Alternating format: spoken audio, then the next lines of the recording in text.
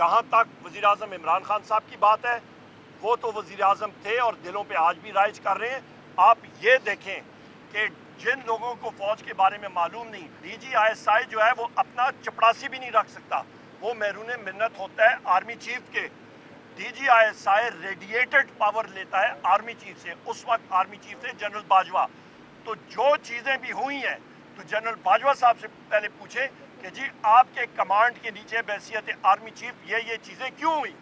Number एक, उस पर कोर कमांडर्स भी हैं, उस पर जनरल फैज़ भी हैं, उस पर बहुत सारे, ये सारे के सारे जो है फिर सारों को सामने आना चाहिए। और फील्ड जनरल जी टेक्निकली वज़ीर आज़म के नीचे आती है, पर आपको मालूम है कि डायरेक्टली वो आर्मी चीफ को रिपोर्ट करती है।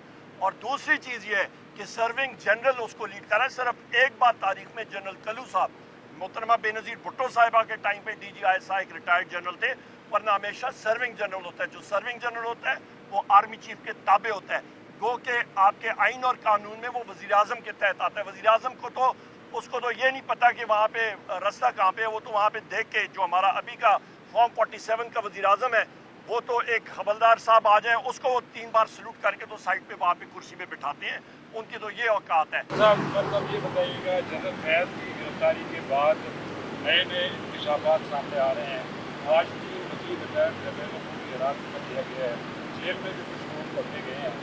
एक तरफ आप कह रहे हैं कि जनरल फैज़ से हमारा कोई ताल्लुक नहीं है, बहुत कानूनी मामला है।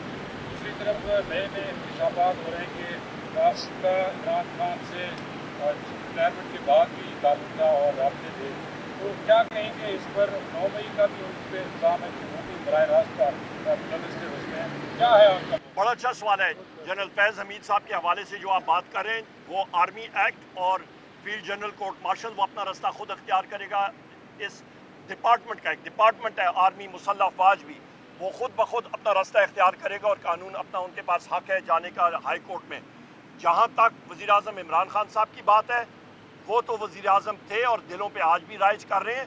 आप ये देखें कि जिन लोगों को फौज के बारे में मालूम नहीं, DGISI जो है वो अपना चपड़ासी भी नहीं रख सकता, वो महरून मिन्नत होता है आर्मी चीफ के। DGISI रेडिएटेड पावर लेता है आर्मी चीफ से, उस वक्त आर्मी चीफ थे जनरल बाजवा। तो जो चीज़ें भी हुई हैं तो जनरल बाजवा साहब से पहले पूछें कि जी आपके कमांड के नीचे बहैसियत आर्मी चीफ ये चीज़ें क्यों हुई।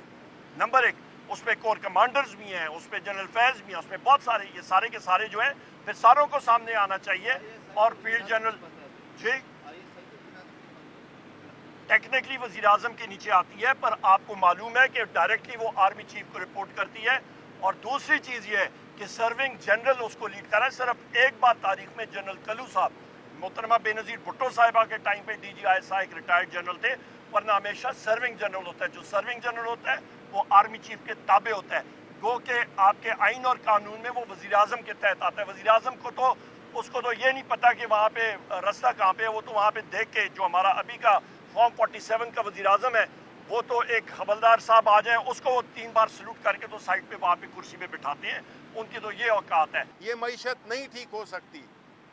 अवाम जो महंगाई के बोझ तले दब गए हैं, उनके लिए आप उम्मीद भी ख़त्म कर रहे हैं। और ये जो इस किस्म के जो आज हुआ है हमारे साथ, ये इस बात को कंफर्म करता है कि जो भी अहले इक़्तिदार हैं वो नहीं चाहते कि इस मुल्क का एक मुस्तकबिल हो, एक रोशन मुस्तकबिल हो। वो यही कानून ज़ोर से, डंडे से इस मुल्क को तबाही की तरफ ले जा रहे हैं। और ये बिल्कुल हमारी जो सियासी जदोजहद है, हमने कानून और आइन के दरमियान रहते हुए अपनी सियासत की है। और आज का ये अप्रूव्ड मुलाकात, उसमें ये कंडीशन डालना कि आप सियासी गुफ्तगू खान साहब के साथ नहीं कर सकते, ये बिल्कुल अनएक्सेप्टेबल है। हम भी इसको अपने फ्लोर ऑफ द हाउस में भी उठाएंगे और हम कोर्ट्स में भी जाएंगे। मैं यहाँ पे अपने तहरीक इंसाफ के जितने एक्टिविस्ट हैं उनको दिली मुबारकबाद पेश करना चाहता हूँ। 13 अगस्त की शब, 14 अगस्त को आपने जश्न आज़ादी, हकीकी जश्न आज़ादी आपने मनाई, और इंशाअल्लाह ताला आपकी इस जस्तुजू की वजह से, और बिलखसूस आपके पंजाब के, सिंध के और बलूचिस्तान, जहाँ पे फस्तैयत का बाजार गर्म था, लोगों को सिर्फ पाकिस्तान का झंडा और PTI का झंडा लहराने के ऊपर, उनके ऊपर FIR हुई है, जिसको हम लोग कंडेम करते हैं। میں اپنے تمام پی ٹی آئی ایکٹیوسٹ کو میں سلام پیش کرتا ہوں، بالخصوص پنجاب، آپ کے سندھ اور آپ کے بلوچستان کے ایکٹیوسٹ کو بہت شکریہ۔ صاحب مطلب یہ بتائیے گا جنرل فیض کی گرفتاری کے بعد نئے انکشافات سامنے آ رہے ہیں۔ آج بھی وزیر ریٹائرڈ جنرل کو پوری حراست میں لیا گیا ہے، جیل میں بھی کچھ لوگ پکڑے گئے ہیں۔ ایک طرف آپ کہہ رہے ہیں کہ جنرل فیض سے ہمارا کوئی تعلق نہیں ہوگا، قانون مانتا ہے، دوسری طرف نئے انکشافات ہو رہے ہیں کہ اس کا عمران خان سے ریٹائرمنٹ کے بعد بھی تعلق تھا اور رابطے تھے، تو کیا کہیں گے اس پر؟ 9 مئی کا بھی اس پہ الزام ہے کہ وہ بھی براہ راست جرنلسٹ کے حوصلے ہیں، کیا ہے آپ کا؟ بڑا اچھا سوال ہے جنرل فیض حمید صاحب کے حوالے سے جو آپ بات کر رہے ہیں، وہ آرمی ایکٹ اور فیلڈ جنرل کورٹ مارشل وہ اپنا راستہ خود اختیار کرے گا۔ اس ڈپارٹمنٹ کا ایک ڈپارٹمنٹ ہے آرمی مسلح افواج بھی، وہ خود بخود اپنا راستہ اختیار کرے گا اور قانون اپنا ان کے پاس حق ہے جانے کا ہائی کورٹ میں۔ جہاں تک وزیر اعظم عمران خان صاحب کی بات ہے، وہ تو وزیر اعظم تھے اور دلوں پہ آج بھی رائج کر رہے ہیں۔ آپ یہ دیکھیں کہ جن لوگوں کو فوج کے بارے میں معلوم نہیں، ڈی جی آئی ایس آئی جو ہے وہ اپنا چپڑاسی بھی نہیں رکھ سکتا، وہ محرون منت ہوتا ہے آرمی چیف کے۔ D G I S I ریڈیٹڈ پاور لیتا ہے آرمی چیف سے، اس وقت آرمی چیف تھے جنرل باجوہ۔ تو جو چیزیں بھی ہوئی ہیں تو جنرل باجوہ صاحب سے پہلے پوچھیں کہ جی آپ کے کمانڈ کے نیچے بحیثیت آرمی چیف یہ چیزیں کیوں ہوئی۔ نمبر ایک، اس پہ کور کمانڈرز بھی ہیں، اس پہ جنرل فیض بھی ہیں، اس پہ بہت سارے، یہ سارے کے سارے جو ہیں پھر ساروں کو سامنے آنا چاہیے۔ اور فیلڈ جنرل جی ٹیکنیکلی وزیر اعظم کے نیچے آتی ہے، پر آپ کو معلوم ہے کہ ڈائریکٹلی وہ آرمی چیف کو رپورٹ کرتی ہے۔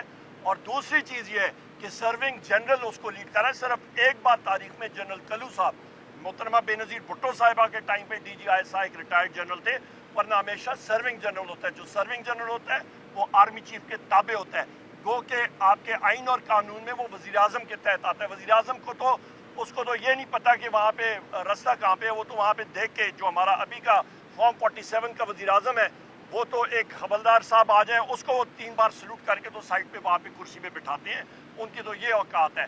تو یہ آپ کو حقیقت سامنے آنی چاہیے۔ اور دوسری بات، ان کے اوپر یہ ٹاپ سٹی کا جو الزام لگا ہے، تو ہم لوگ ایک بات اور پوچھنا چاہتے ہیں کہ جناب جو افسران اور انسپیکٹرز آئی ایس آئی کے جا کے انہوں نے وہ نقدی اماؤنٹ ادھر سے لی، ان کے خلاف بھی پھر وہ ہونا چاہیے، فیلڈ جنرل کورٹ مارشل ہونا چاہیے۔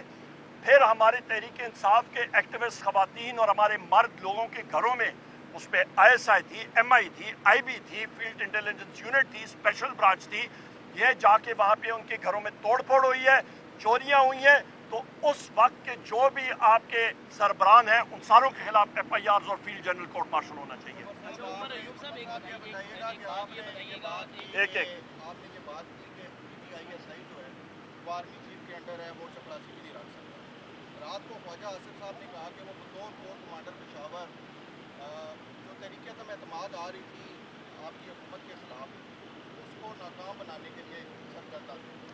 آرمی چیف کے دیکھیں سب سے اس کا مطلب ہے اگر یہ بات ہے تو آپ کی بانی آج بھی یہ کہہ رہے ہیں کہ ان کی حکومت کرانے میں باجوہ صاحب جو تھے وہ کردار ادا کرتے رہے، تو یہ دونوں باتیں تو آپس میں خواجہ آصف کو تو آرمی وہ ہے، گو کہ وہ اس کو کہتے ہیں ڈیفنس منسٹر، اس کو تو اسٹرکچر کا پتہ نہیں ہے، دور دور سے اس کا کوئی لینا دینا ہی نہیں ہے، وہ تو اپنے گھر میں اس کو کوئی جی ایچ کیو کے قریب پھڑکنے نہیں دیتا ہے ڈیفنس منسٹر، حقیقت یہ ہے۔